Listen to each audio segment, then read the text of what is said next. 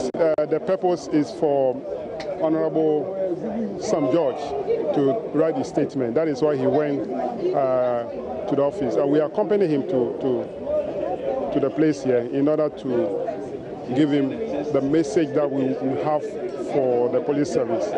So we are waiting for him to come down. He's been accompanied by 3 lawyers and some of our colleagues, members of parliament from the minority.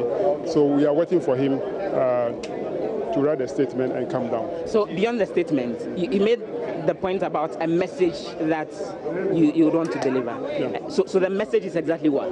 Well, the message is simple, that about 18 of Ghanaians have been brutalized with various degrees of injury, and then also a member of parliament have been assaulted.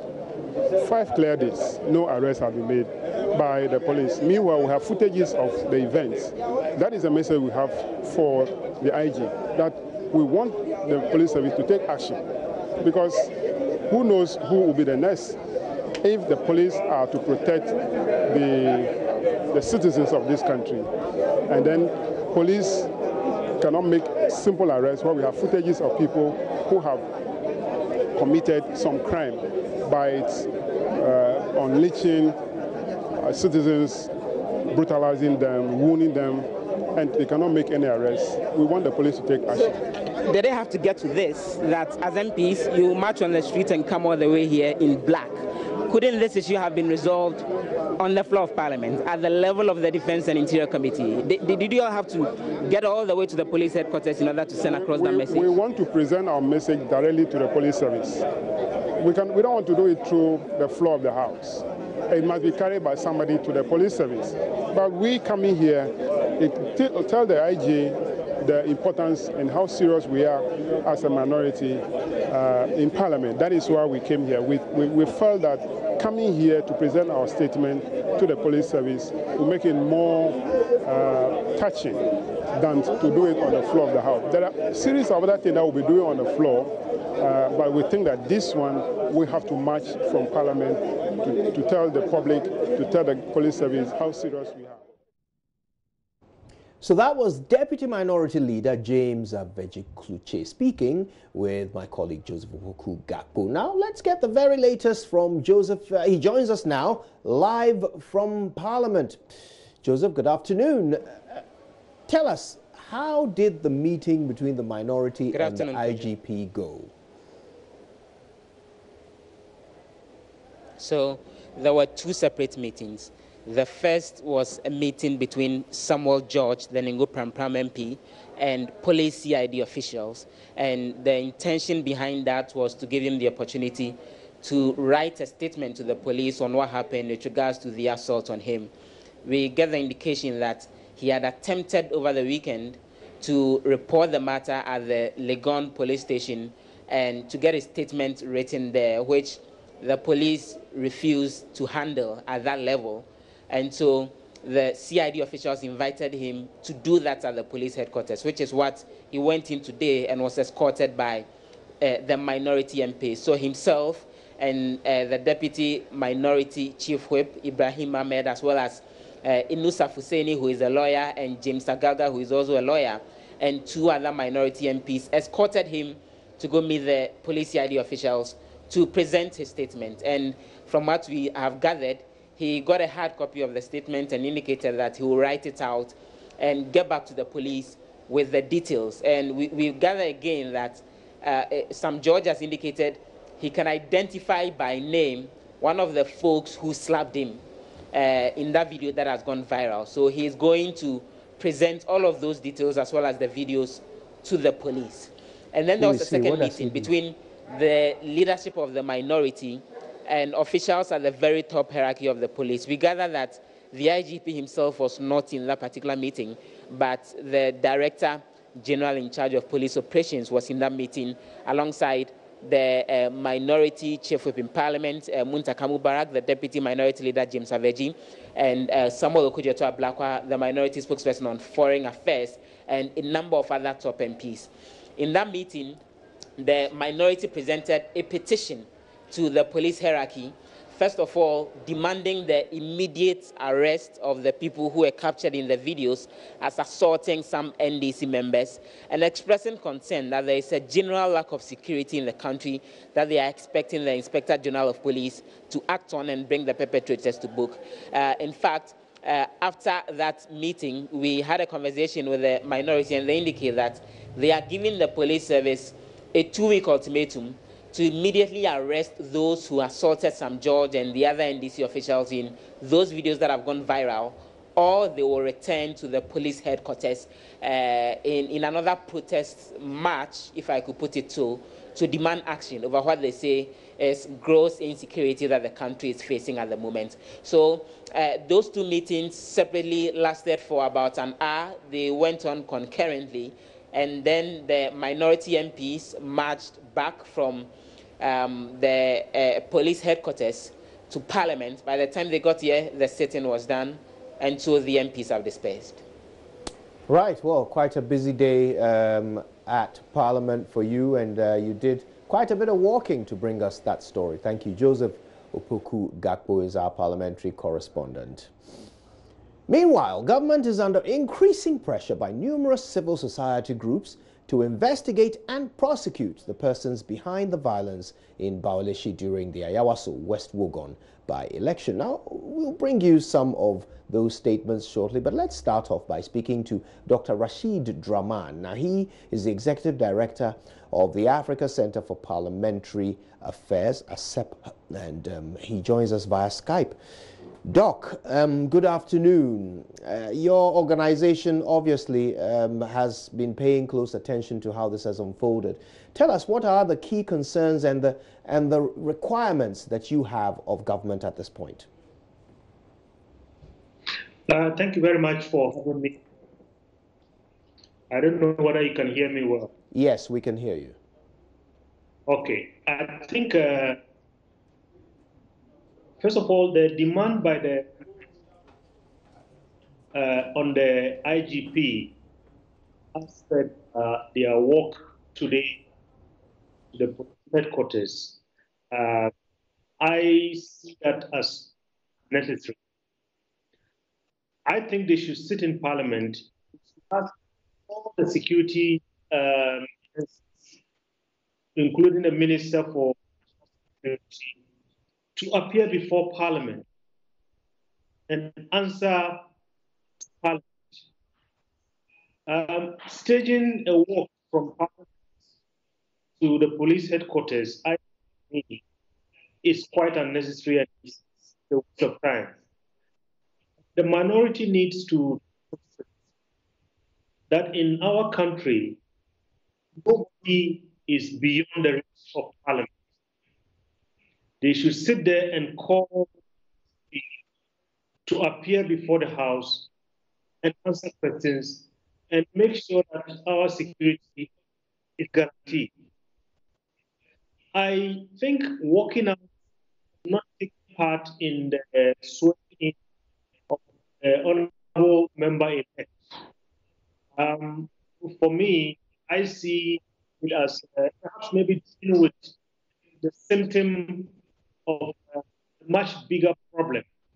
And the much bigger problem is securing all of us and ensuring that in 2000, our country has to degenerate into chaos. Let's go, Kwame. Right now, hello. Yes, we heard most of that. The connection isn't the best. However, what I recognize is that you're saying there was no point in the march. They should have stayed in the chamber and used their authority as Parliament to summon those in charge of what happened so that they can explain. But as you know, this is the minority. They can have their say, but don't always have their way. So at this stage, since Parliament itself as an institution hasn't even issued any statement condemning the violence on one of their own members, you know, the violent violation of his privilege, which is something we've seen them protect jealously in the past. What do you make of the posture of Parliament as an institution to what happened to one of their own? And could you, that's my big disappointment. Because I thought that Parliament united. The one thing both sides to remember is majorities are not permanent. They change. And tomorrow you don't want a situation where it's an MPP president. We're trying to fix the connection right now, Dr. Draman, forgive us. We're trying to fix the connection because the line is a bit shaky. In the meantime, what we'll do is let's hear from Sam George himself. What exactly did you go there to do, just to be sure? I was invited by the CID. I went with my colleagues and the legal team from the minority. We engaged with the police, and we'll be continuing to support the police in their investigation. Hopefully we see some concrete action taken very soon.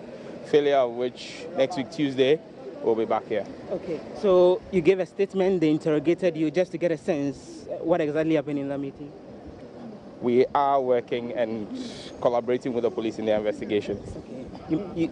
You met the CID boss herself, or who exactly? We met the Deputy Director General of CID. He led the team from the CID. Okay. So eventually they gave you a medical form to go to the hospital, or what exactly happened? We are cooperating with the police investigation. Okay, I'm asking because earlier we'd gotten the sense that you had sought such a form from the East Legon police and they refused to give it to you. Has that bit of it been settled so that then they can go officially on record that such an incident happened and medical officials can confirm that? On Saturday, I went to the Legon police station. They refused to take my statement. That has been resolved. The police has apologized for that, and it's been resolved today. All the necessary processes are in motion. And so, for me, I want to give as much support as possible to the Ghana Police Service. However, when it comes to picking up the perpetrators, that's up to the police. We'll keep watching this space. We are cooperating with the police. Just to be sure, thus far, are you satisfied with how the police have responded, at least on your visit today? Following the invitation they extended to you, are you cool with things that included as well? We're cooperating with the police. Thank you. You're welcome. Final question. Did you have names for them in terms of those who assaulted you? I think that the police is investigating, and whatever information I have for the police is with the police. We will see how they go on with the investigation. We are cooperating with the police. Have you let them have, for example, the videos that are circulating officially, which could then be a basis for them to then go ahead with the investigation? I think that that's a question for the police service, not for me. I am cooperating with the police. Every information at my disposal is being given to the police. I'm cooperating with the police. You see, okay, so what exactly are you asking of the police? But first of all, we think that the assault on Sam George was barbaric, was nasty, was brutish, and visited on him by people who we have not, as a country, established to take care of security. Mm-hmm. And so we think that the assault on Sam George should be investigated and the culprits identified and prosecuted to serve as a deterrent for others who might want to embark on that path. The National Security Minister has made the point that these are national security folks. So what do you mean by people that mandates have not been given to take care of security?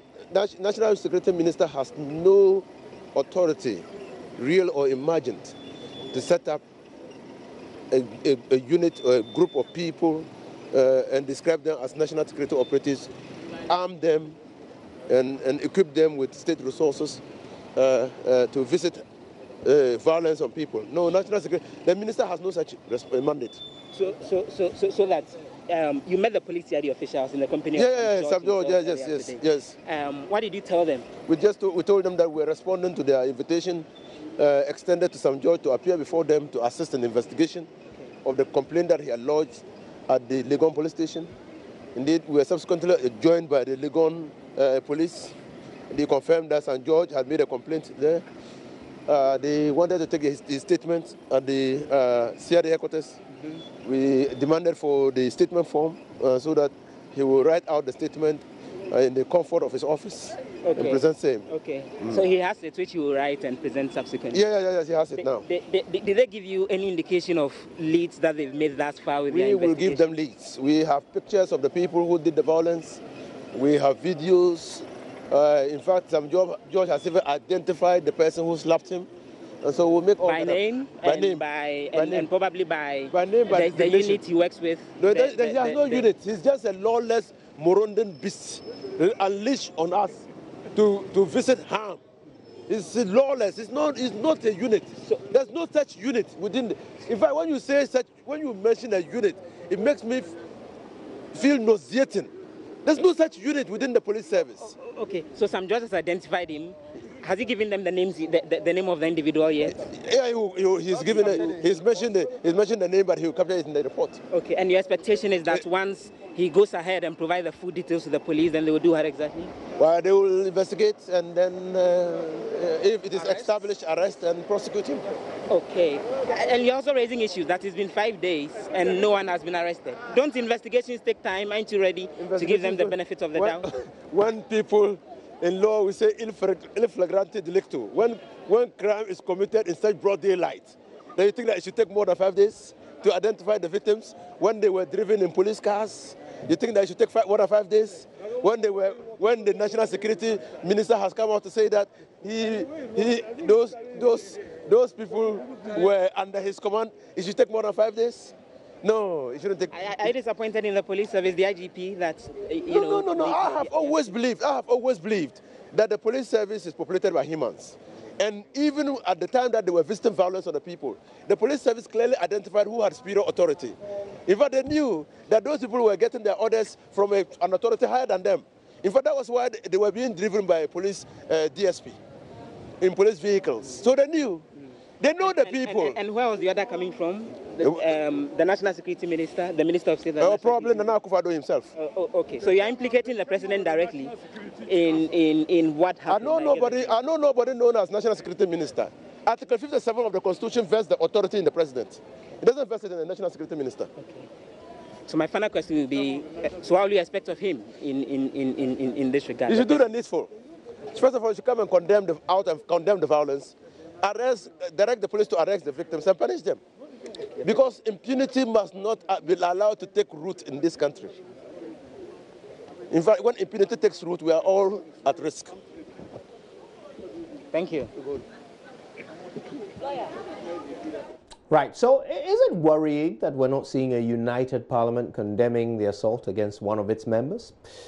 There's a statement from the West African Network for Peace Building. Let's have a quick look through what they have to say on this matter.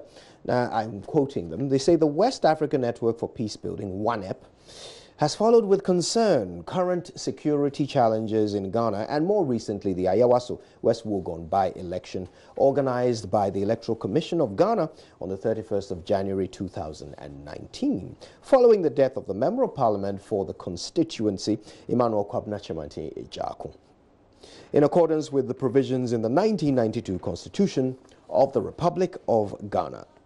From OneP's perspective, the by-election was a further attestation of Ghana as the bastion of democratic stability in West Africa. However, reported acts of violence and a shooting incident perpetrated by unidentified armed men in national security apparel witnessed around the Bawaleshi Presbyterian JHS polling station and which led to various degrees of injury of at least 15 persons raises critical concerns for Ghana's democratic stability. The ensued violence, believed to have been perpetrated by armed political vigilante groups, reveals increasing violent acts of vigilantism and thuggery around elections in Ghana. In addition, it demonstrates a seeming culture of impunity, which is increasingly becoming entrenched in the body politic of the country, and a lack of political will on the part of the political party's leadership to address the menace. More importantly, continual perpetration of violence by vigilante groups in elections obfuscates Ghana's democratic ethos and undermines the peace and security of the country. OneP, through its medium, strongly condemns such acts of violence and expresses our heartfelt sympathy to the victims of the shooting incident.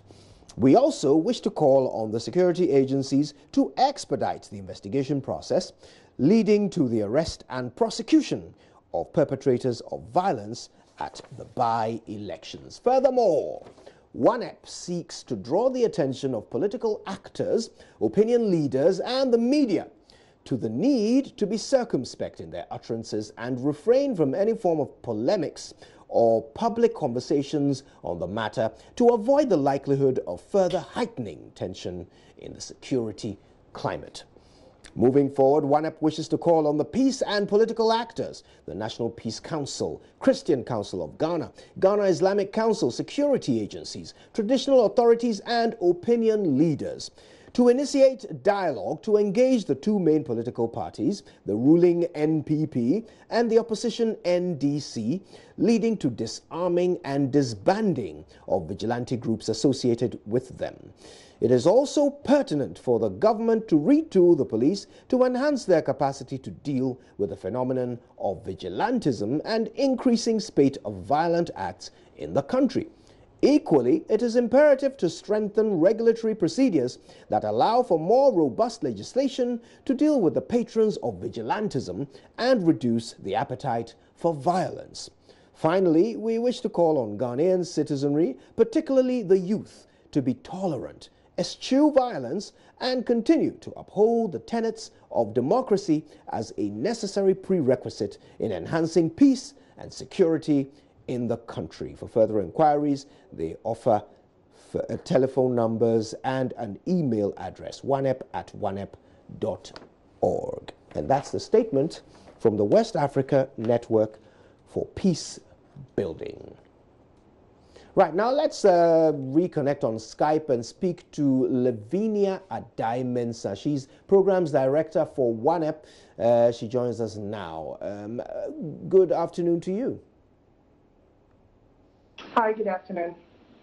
Right. So we've heard from the various major political parties, the two major political parties. We've also heard from the Peace Council. Tell us why OneP feels that this must be handled in any particular way. How differently do you expect this to be handled beyond what we've heard from these other institutions?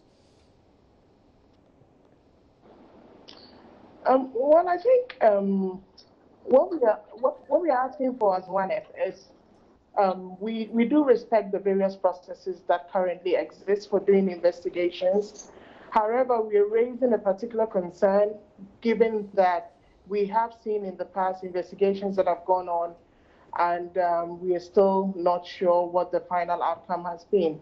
And given that this particular incident, in terms of magnitude and implication, is quite severe, also given that we have elections coming up in just about 2 years, I think it's important that we settle this in the best way possible so that we can allow other election-related processes that will soon begin, and indeed some have already begun, to go on with very minimal levels of violence. Right. So in essence, what you're suggesting is that these institutions, well, particularly those who are responsible for investigating, really ought to be shaking a leg at this point. But let me ask you, Parliament itself has had one of its members attacked in what happened last week. How do you expect them to also proceed in the wake of that attack on Sam George? Well, I think first and foremost, it's important for us to express, our sympathies to anybody that has been affected in one way or the other. First and foremost, anybody who has been assaulted or any allegations of assault, I think need to be dealt with, whether the person is a member of Parliament or not. But speaking specifically about Parliament and the role they play in terms of legislature, I think it's important that within Parliament itself, there is that space for members to engage and discuss this dispassionately. I think what we continue to see, which adds to the concern we have, is the lack, the taking or the entrenchment in terms of political positions around the issue. And I think it's important that we find space, even if it doesn't have to be within the public view, for parliamentarians on both sides to engage to discuss this. Right. Now, there's been a lot of talk about the need for disarming these militant groups and vigilante groups and so forth. Now, the group that we saw in action during this by-election, they have been tooled by government. Brian Achampong, the Minister of State in charge for National Security, admits to having sent them out there on some operation or the other. So they have been tooled, equipped and armed by government. Tell me, how difficult do you think, in your opinion, it'll be to now disarm them if they are indeed growing in impunity and at the point where they can happily shoot on armed members of the public? How difficult a job will government have disarming them if they are inclined to do so? Well, first and foremost, I think what we are seeing and witnessing, first of all, is unprecedented, as has been said by many people. And I think one of the things for us it does is it reveals the level of, the need for more communication and more education around the various security arrangements we have, and specifically within national security, to understand what are the various operative mechanisms that exist, in terms of executing the mandates of national security. So, well, if indeed within those operative arrangements, we can have a group that is armed and to operate in such a manner, first and foremost is to understand what are the legal basis for this and how are they supposed to operate, and what is our own level of understanding, or what do we need to know in terms of their scope and the boundaries within which they need to operate. And if indeed it requires that they are tuned to that level that we have seen, in the various videos and so on and so forth, I think we need to understand the justification for this and to be able to, again, appreciate the objectives and the need for this level of operation. However, if, this is not the case and they do not need to operate in that manner, of course, disbanding them and getting away the tools requires some medium-term processes, short-term processes and medium-term processes. It goes beyond just taking arms away from people. And in terms of the work that we do and the experience we've gathered in this area, it's not just about the arm, it's about the militarization, it's about the psyche, it's about the psychology of the person. And so it's a whole process. There needs to be a well-designed program that takes them through that demilitarization process beyond just taking arms. And also in terms of their support bases that continue to sustain these operations and the willingness and the penchant to always go for arms and engage in violence. I think those all need to go through various processes and ensure that we get to the bottom of it, because it's not just about cutting off the tree, trunks and the leaves, but it's also about the roots. Lavinia Adai-Mensah, Programs Director for OneP. Can't thank you enough for your time. We appreciate it ever so much.